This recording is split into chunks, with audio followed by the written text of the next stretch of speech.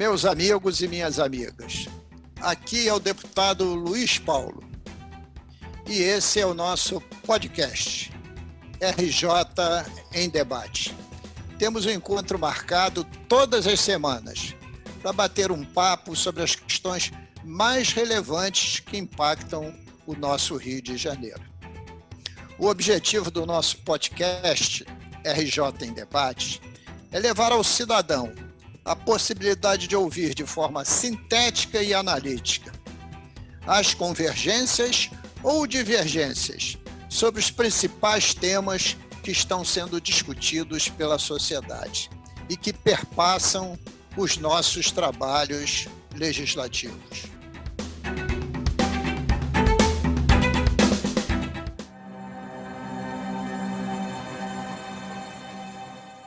Entra verão, sai verão, e a preocupação com as consequências das fortes chuvas volta a impactar a rotina de milhões de cidadãos por todo o estado do Rio de Janeiro.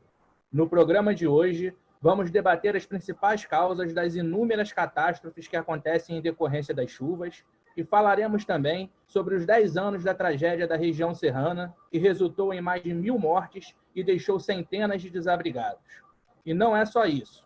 No final do nosso programa, teremos o quadro Bola Dentro e Bola Fora, onde o deputado Luiz Paulo apontará os destaques positivos e negativos da semana. Sejam todos muito bem-vindos à nossa conversa.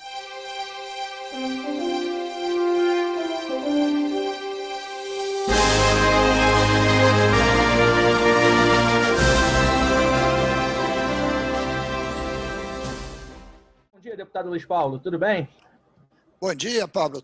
Vamos conversar um pouco sobre as chuvas que sempre impactam o nosso Rio de Janeiro, deputado. Desde os anos 90, as grandes chuvas provocam inúmeros debates sobre a responsabilidade do poder público em prevenir esses desastres e remediar as consequências. Como você, com sua experiência de engenheiro e secretário de obras na cidade do Rio de Janeiro, e já tendo enfrentado muitos verões, analisa as deficiências urbanas da nossa cidade e do nosso estado? As condições ambientais se alteram em muito. Quando isso tudo aqui era floresta, os rios já transbordavam. Agora, toda essa mata atlântica foi dizimada, o solo foi impermeabilizado, as calhas de rio foram ocupadas por moradias, alguns trechos foram canalizados, o rio não pode mais nem transbordar. E as encostas foram irregularmente ocupadas, com muitas e muitas habitações em área de risco.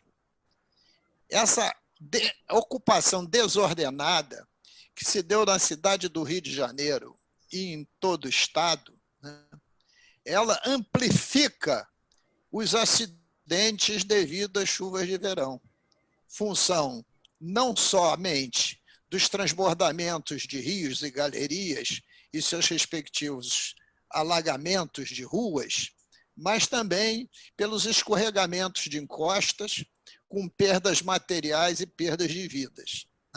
Então, isso tem sido uma rotina no nosso estado do Rio de Janeiro, principalmente nas regiões que detêm um volume bastante alto de encostas ígremes, como é a cidade do Rio de Janeiro e a nossa região serrana. Então, os problemas que nós temos são estruturais, ausência de política de habitação, ausência de política de urbanização das comunidades carentes, das favelas, ausência de mapeamento geológico e geotécnico de todas as áreas de risco, uma atuação firme de não permitir se ocupar com construções que sejam regulares ou irregulares essas áreas de risco, ter uma política continuada de reflorestamento. Então, são muitos os problemas que se repetem em todas as cidades, principalmente nos seus perímetros urbanos. Deputado, só para esclarecer, quando o senhor fala em impermeabilização do solo, o senhor quer dizer exatamente o quê? Se você olhar a cidade de cima, principalmente na Leopoldina, nos subúrbios da Estrada de Ferro Central do Brasil, na Zona Sul, você vê todas as áreas ocupadas com habitação, todas as ruas pavimentadas, a maioria das praças com algum tipo de pavimento. Como é que as águas que vêm das encostas, morro abaixo, vão se infiltrar no solo? Quando ela pega áreas impermeáveis, e telhado é impermeável, jorra essa água para as calçadas, elas vão adquirindo cada vez velocidade maior. E aí as galerias de águas pluviais não têm condição de engolir essa água. Então você passa a transformar as caixas das ruas em verdadeiros rios que arrastam morro abaixo toda a sorte de detritos, lixo, etc., capaz até mesmo de arrastar carros e pessoas. Isso você vê na cidade do Rio de Janeiro, você vê em São Paulo, você vê em Belo Horizonte, você assistiu na região serrana. Isso é um fenômeno, né, que está acontecendo pelas mudanças climáticas e as cidades continuarem a crescer de uma forma totalmente desorganizada.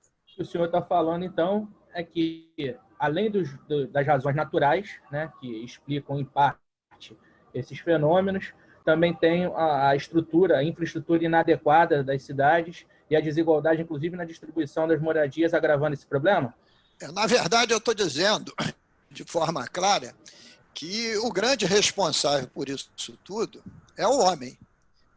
Porque o fenômeno natural ele vai existir. Qual é a teoria da chuva?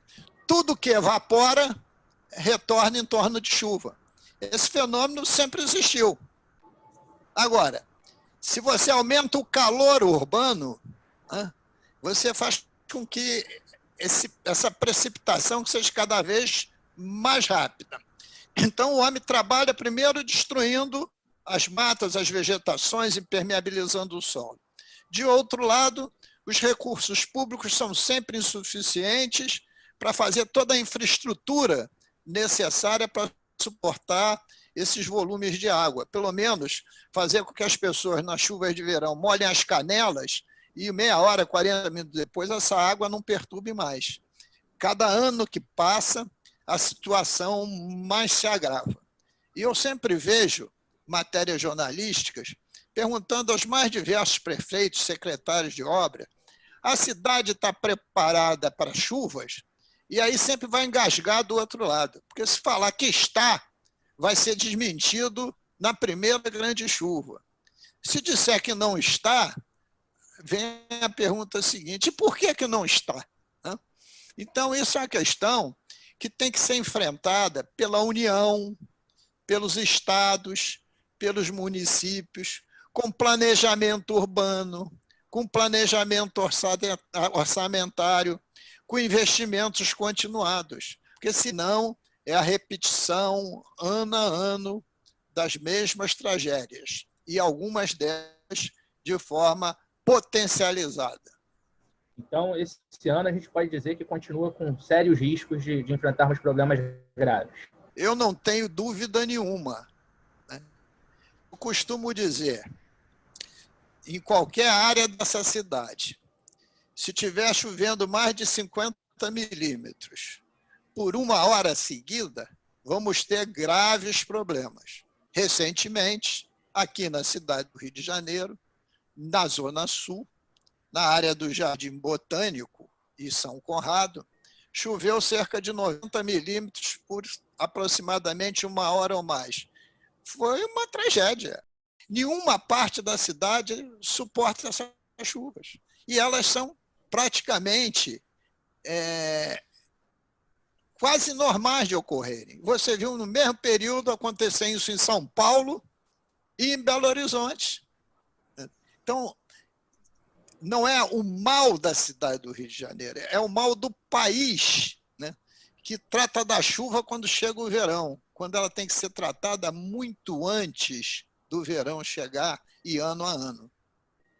Deputado, estamos completando 10 anos da tragédia da região serrana. O senhor presidiu uma CPI sobre o caso à época e constatou diversas irregularidades.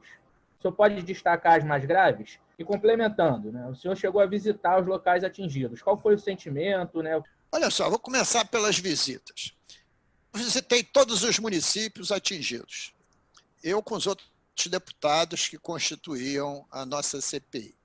Estivemos em Petrópolis, em diversas regiões, principalmente na mais atingida, que foi o Vale do Cuiabá. Estivemos em Teresópolis, nas mais diversas regiões, principalmente na região mais atingida, que foi na localidade denominada Campo Grande, que é quase divisa com o município de Petrópolis. Estivemos em diversos pontos de Friburgo, inclusive no centro, no primeiro distrito, onde os rios todos transbordaram, né?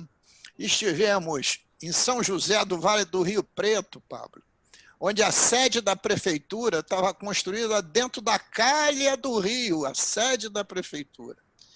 Estivemos em Sumidouro, verificamos também o grave prejuízo aí na área rural, que foi provocado em toda a plantação local, né? Porque aquela chuva da região serrana foi uma chuva que, em tese, tem um tempo de recorrência, segundo os meteorologistas, de 500 anos. Quer dizer que, em tese, ela só cai a cada 500 anos. E foi uma formação que ninguém tinha visto acontecer até agora. Um grande cumulonimbus, que é uma nuvem carregada de energia, que gera ventanias fortíssimas, raios, trovões, etc., etc., em que acumula aí uns 10 quilômetros de altura. Esse cumulonimbus desceu, houve um resfriamento e, ao mesmo tempo, o solo estava muito quente, a água evaporou novamente, realimentou o cumulonimbus, que desceu novamente. Nessa região de Campo Grande, que era um perímetro não urbano, com poucas casas, parece que ela se submeteu a um bombardeio, porque ficou tudo absolutamente arrasado, porque das montanhas próximas desceram pedras enormes, né, com uma velocidade fantástica, o volume de água foi muito alto, formou-se crateras generalizadas, parecia um bombardeio. Esse foi um quadro, por exemplo, que eu nunca tinha visto aqui no Rio de Janeiro. E aqui na cidade do Rio de Janeiro já tinha visto grandes catástrofes, né? A que fez o desabamento em 66, lá na Rua Santa Amaro, né? O prédio que caiu em Laranjeiras, né? Em 88, a grande tragédia da Clínica Santa Genoveva e Santa Teresa, a queda de um edifício na abolição, um edifício de pequena envergadura.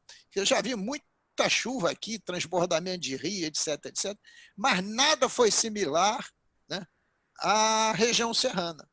Ligado a isso, as prefeituras estavam muito pouco preparadas para tal, quer seja tendo um sistema de alerta, de aviso para as pessoas saírem dos lugares de risco, quer seja numa integração de sistema civil. Tá. Foi precisar... Pois não. Aproveitando essa parte da sua fala, o relatório da CPI, à época, fez diversas recomendações. O senhor sabe dizer se algo mudou, se teve alguma adequação, ou se a gente continua na mesma situação? Eu acho que houve alguns avanços e que depois viraram retrocessos. Veja que, na época, se desejou ter uma Secretaria de Defesa Civil para trabalhar só como prevenção, ter orçamento próprio, etc., etc., coordenando a defesa civil de todos os municípios e sendo instado a trabalhar com a defesa civil da União. Isso já retroagiu, isso acabou. Tem lá o nosso glorioso Corpo de Bombeiros ainda agindo, né? Mas essa organização se dissipou. Eu acho que avançou no sistema de alertas, mas nem sempre o sistema de alerta ele está ligado diretamente a você ter o local para as pessoas irem. Porque não adianta dizer assim, alerta, sai de casa, mas vai para onde? Tem que estar os abrigos já concomitantemente preparados. Mas na questão central, se avançou muito pouco. E qual é a questão central? A gente previu para a região serrana, fizemos um levantamento sério, teria que ser construído, em 4 anos, 40 mil habitações, uma média de 10 mil habitações por ano. Se construiu-se 10% disso, foi muito.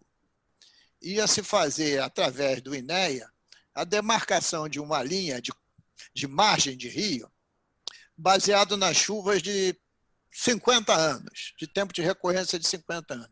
E ninguém mais poderia estar dentro dessa faixa, todos os imóveis tinham que ser tirados. Aconteceu o pior.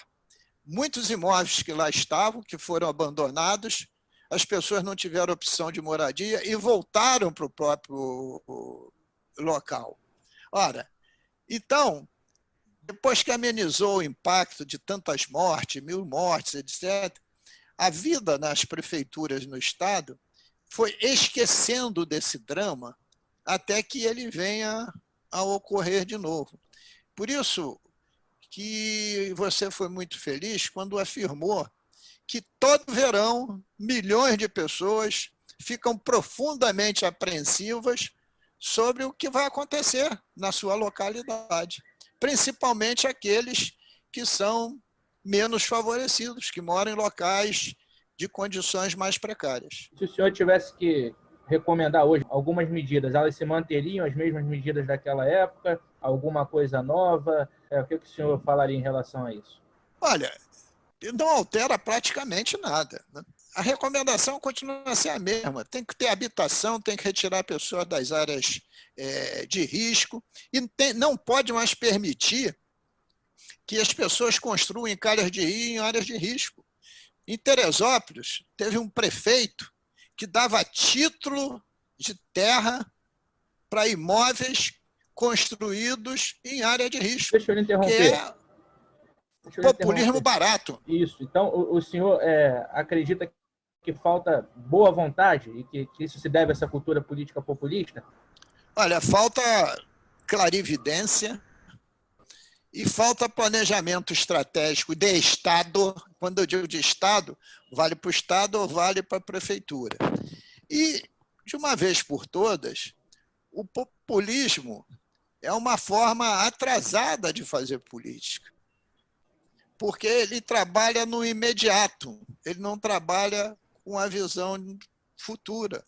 E a situação está se agravando, né, porque a perda de renda tem sido muito forte. E o desemprego tem também tido índices praticamente insuportáveis, o que vai para mais informalidade, mais moradia irregular.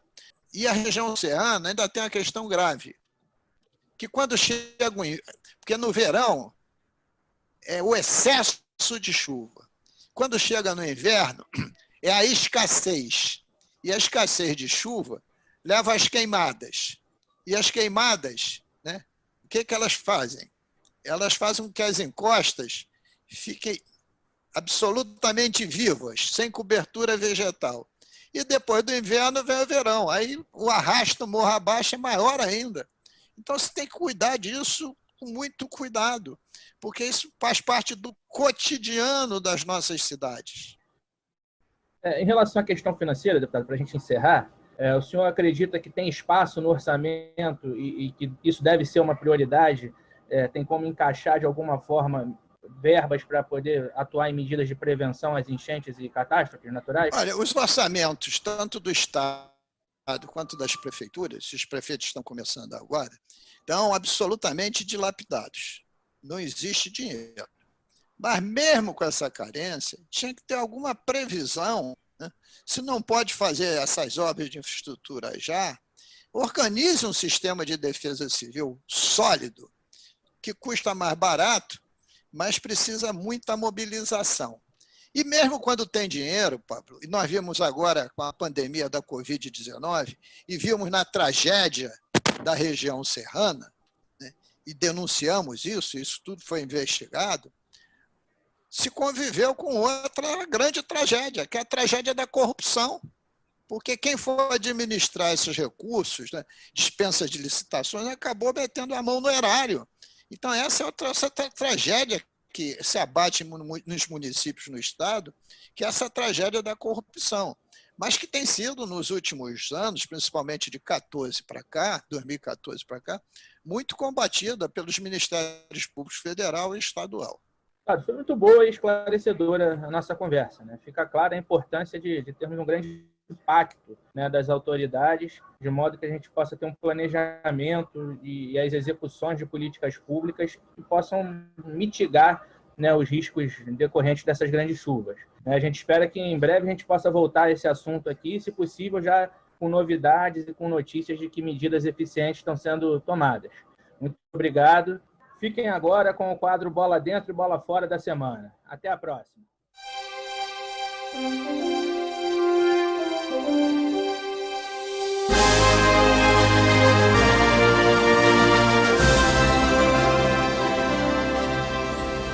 A bola fora dessa semana afeta todas as democracias do mundo.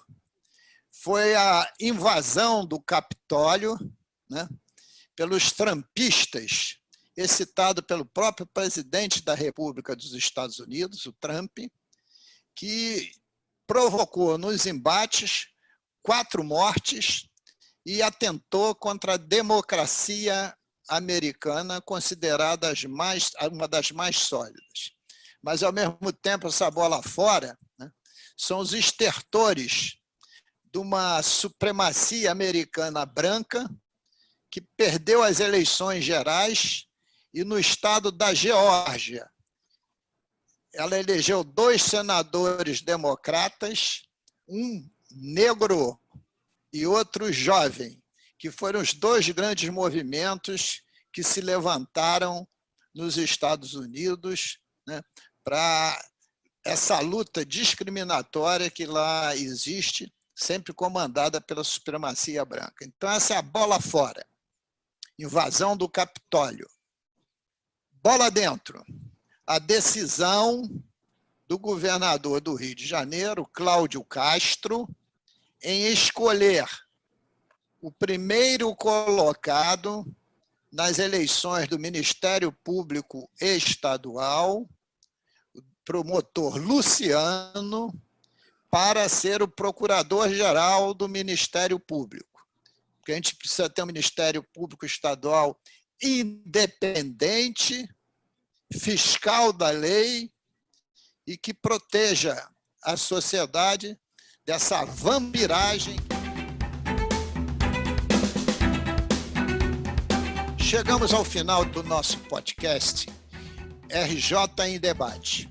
Lembrando que você, ouvinte, que gostou desse episódio, pode mandar suas perguntas e observações para o e-mail rjindebate@luispaulo.com.br, no Facebook do deputado Luiz Paulo, no Instagram por @luispaulo_dep e no Twitter no @luispaulo_dep. Na próxima semana, leremos aqui alguns dos comentários recebidos. Um abraço e até o bate-papo da próxima semana.